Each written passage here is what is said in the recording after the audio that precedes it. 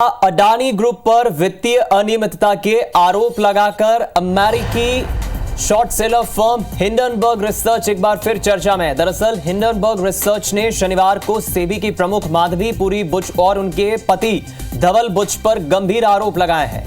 Whistle blower दस्तावेजों के आधार पर हिंडनबर्ग ने यह दावा किया है कि इन दोनों की मॉरिशस की offshore company global dynamic opportunity fund में हिस्सेदारी है, जिसमें कथित तौर पर गौतम अडानी के भाई विनोद अडानी ने अरबों डॉलर निवेश किए हैं। इस पैसे का इस्तेमाल शेयरों के दामों में तेजी लाने के लिए किया गया। शनिवार देर रात बुच दंपति ने बयान जारी कर इन आरोपों का खंडन किया है।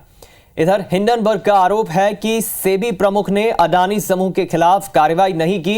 अडानी समूह पर किए खुलासे के सबूत होने और 40 से ज्यादा स्वतंत्र मीडिया पड़ताल में यह बात साबित होने के बावजूद सेबी ने कोई कार्रवाई नहीं की।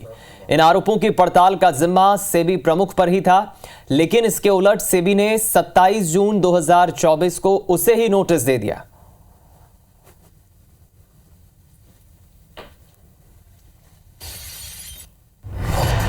तो अब इस पूरे खबर के बाद एक बार फिर अडानी ग्रुप चर्चा में है। वित्तीय अनियमितता के आरोप लगे हैं। अमेरिकी short seller firm Hindenburg research ने शनिवार को सेबी की प्रमुख माधवी पुरी बुच और उनके जो पति हैं धवल बुच, उन पर यह गंभीर आरोप लगाए और विसल ब्लोअर दस्तावेजों के आधार पर हिंडनबर्ग ने यह बड़ा दावा किया है कि इन दोनों की मॉरिशस की offshore company global dynamic opportunity fund में हिस्सेदारी है।